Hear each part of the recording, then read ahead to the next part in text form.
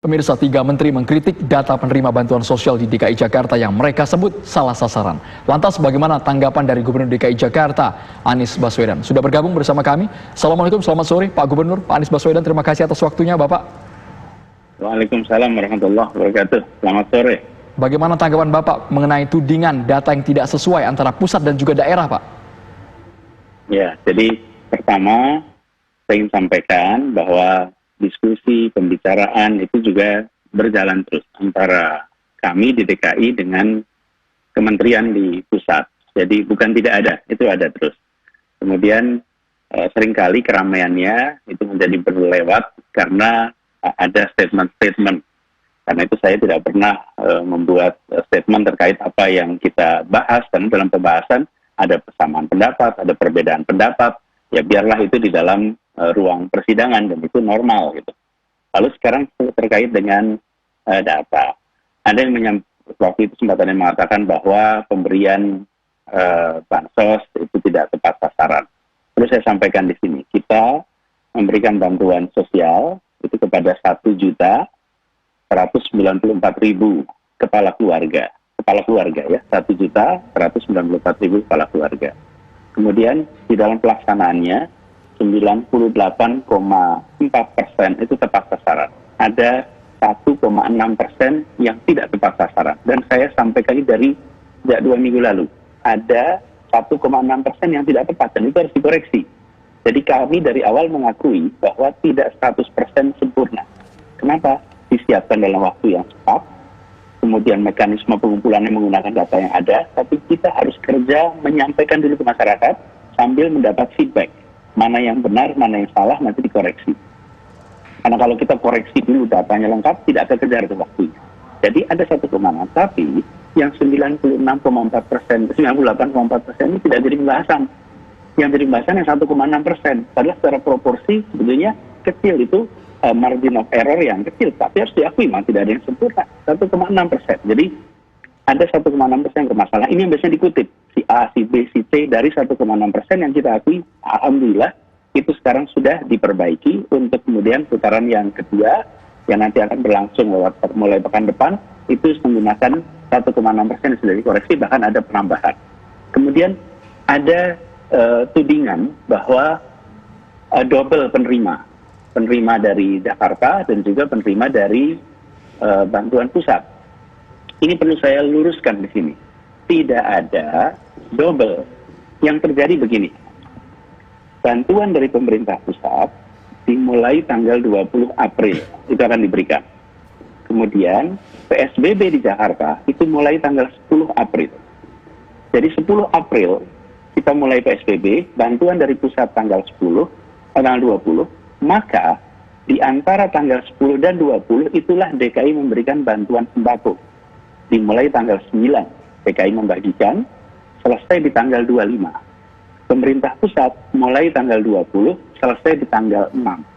Jadi, ini bukan pemberian bantuan sembako yang double, tapi pembagian untuk membuat mereka semua bisa mendapatkan pasokan pangan. Selama 1 minggu mereka diberi, pada pekan berikutnya atau 10 hari sesudahnya dari pemerintah pusat. Jadi bukan double. Double itu bila begini. Di waktu yang sama mendapatkan bantuan sembako bersamaan, itu double. Sama seperti begini, dapat makanan 2 piring, diberikan bersamaan pada saat jam makan siang, itu namanya double. Tapi kalau 2 piring ini, satu diberikan untuk sarapan pagi, satu diberikan untuk makan siang, yaitu normal. Orang memang makan ada siklusnya, sama seperti pangan. Jadi diberikan fase awal, 10 hari pertama dari DKI, sesudah itu diberikan dari pemerintah pusat.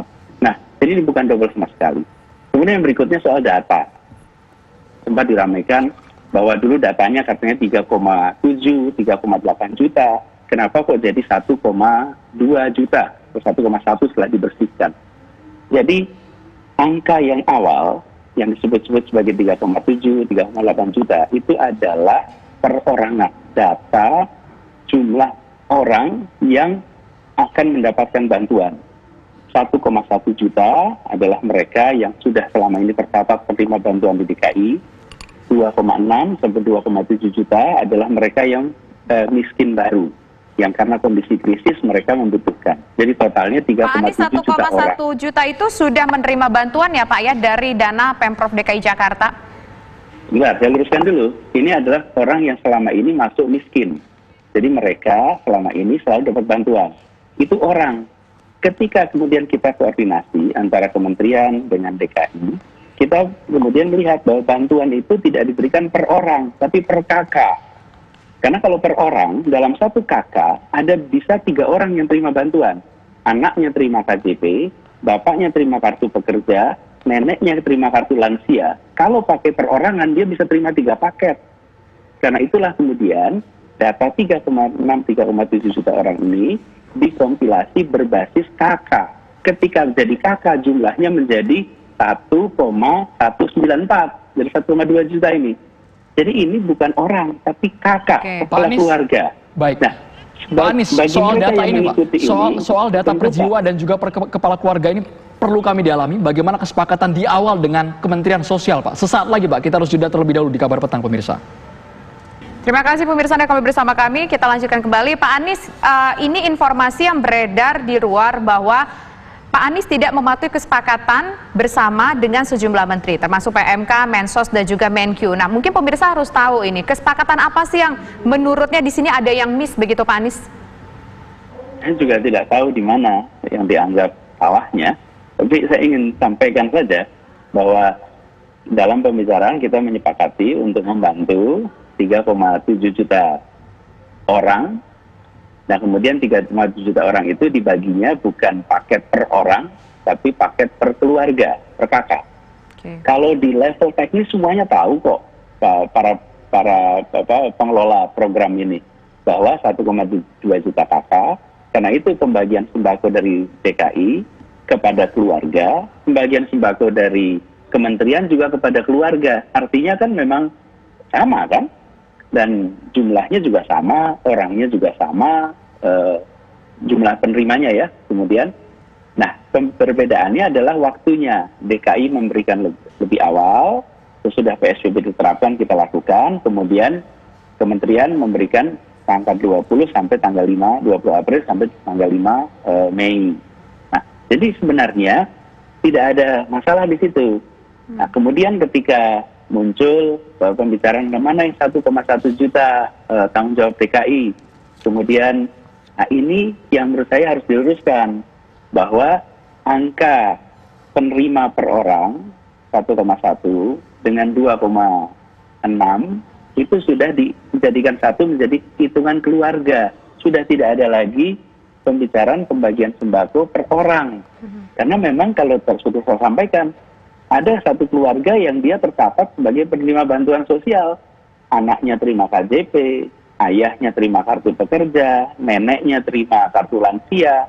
Mungkin kalau ada saudaranya penyandang disabilitas, dia menerima penyandang disabilitas. Itu kalau dihitung, itu mereka 4 orang penerima. Nah, sementara sembako diberikannya 1. Jadi 1 untuk satu keluarga.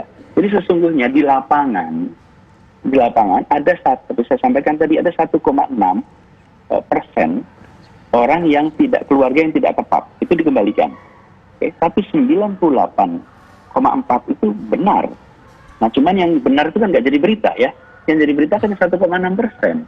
Tapi 1,6% sudah dikoreksi.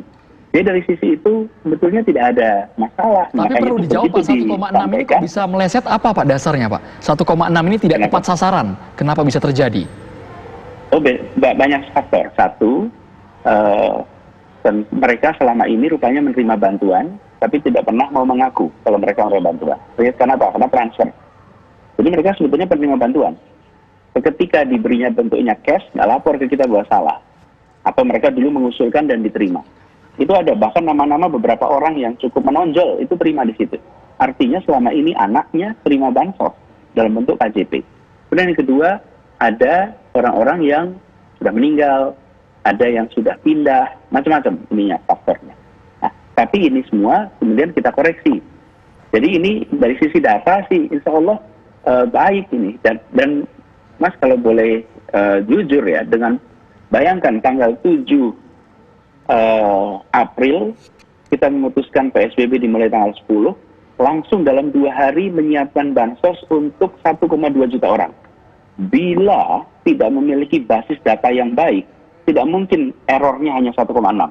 Kalau basis datanya lemah, errornya bisa 30%, bisa 20%, errornya 1,6 dengan persiapan 3 hari. Saya harus sampaikan pada semua, ini saya katakan pada anak buah di Jakarta, this is impressive. Dengan waktu 3 hari, menyiapkan 1,2 juta, dengan data yang ada selama ini bagus. Ada kekurangannya betul, yang sempurna hanya milik Allah. Tapi, koreksinya diakui, kami tidak menutup-nutupi. Nah kemudian, ketika kemarin ada pertanyaan minggu lalu, kok double? Tidak ada double. Ini justru orang makan itu ya habis. Masa kalau dikasih sembako minggu ini oleh DKI, kemudian 10 hari berikutnya tidak diberi sembako lagi. Nah, terus makan dari mana nanti? Ini berbeda dengan kalau pembagiannya itu sepeda. Kalau orang keluarga diberi sepeda minggu ini, minggu depan terima sepeda lagi, itu namanya double. Tapi kalau minggu ini dapat sembako, 10 hari dapat sembako lagi, itu namanya benar. Karena kalau tidak, mereka tidak bisa mendapatkan makanan pokok. Baik. Ini keluarga yang paling rentan. Jadi saya berkali-kali sampaikan bahwa yang kami kerjakan insya Allah benar. Bisa dijelaskan semuanya. Semua datanya bisa dicek, transparan. Ada yang keliru, ada 1,6. Tapi 98,4 itu beres. Okay. Jadi data juga begitu. 3,7 juta. Ya betul, itu orang. Tapi begitu keluarga, itu 1,2 juta. Jadi sesungguhnya ini tidak masalah itu di lapangan. Artinya tidak ada masalah di sana, memang ada katakanlah pembaruan data lagi sesuai dengan jumlah kepala keluarga, bukan orang per orang. Pak Anies, kita mundur lagi ke belakang Pak Anies, kita ingin mengkonfirmasi soal blak-blakan Anda ke media asing Australia yang menyatakan bahwa sempat dilarang atau dihambat oleh Menteri Kesehatan pada bulan Januari untuk melakukan tes masif COVID-19. Betul seperti itu Pak Anies? Begini, jadi kewenangan melakukan pengujian atas sampel COVID, pasien-pasien yang bergejala COVID, kewenangannya itu ada di pemerintah pusat. Jadi sampai dengan akhir Maret itu kita semua di seluruh wilayah di Indonesia, pemerintah daerah memang tidak memiliki kewenangan untuk melakukan pengujian. Jadi ini bukan soal dihambat atau tidak. Ini soal kewenangannya tidak dimiliki oleh daerah. Mungkin karena kita membacanya seakan dilarang. Sebenarnya bukan dilarang dalam artian meminta dan tidak atau waktu itu tidak diberikan. Memang kewenangannya ada di pusat. Nah, kami kemudian meminta kepada pemerintah pusat, dan ini kami sampaikan baik di berbagai media pada waktu itu mulai pertengahan Maret untuk kewenangan itu diberikan juga ke daerah. Nah, bulan April kemarin sudah diberikan kepada daerah, jadi seluruh daerah di Indonesia sekarang bisa melakukannya. Jadi kami di DKI Jakarta memang mendekati persoalan wabah COVID ini dari berbagai dimensi. Satu adalah dimensi kesehatannya. Dari awal, sejak Januari kita sudah memantau rumah sakit diberitahu bila ada pasien dengan gejala, waktu itu masih kita sebut dengan istilah pneumonia Wuhan, belum ada istilah COVID. Laporkan ke kita, bahkan disiapkan nomor hotline. Kemudian kita memantau tiap data yang disampaikan ke pemerintah, ke kementerian, datanya hasilnya seperti apa. Kita pantau semuanya. Di sisi kemudian yang kedua adalah aspek sosial ekonomi. Jadi tadi ketika bansos dan lain-lain itu juga dipersiapkan untuk kita harus memastikan warga yang paling rentan terdampak punya kepasokan kebutuhan pokok yang aman. Dan itu alhamdulillah anggaran pun disiapkan. Jadi kalau kemarin sempat ada berita tidak ada anggarannya ada. Kalau anggarannya tidak ada, bagaimana mungkin kita membagikan 1,2 juta sembako kepada masyarakat? Anggaran ada. Pak Gubernur. Terima kasih banyak Gubernur DKI Jakarta Anies Baswedan atas penjelasannya.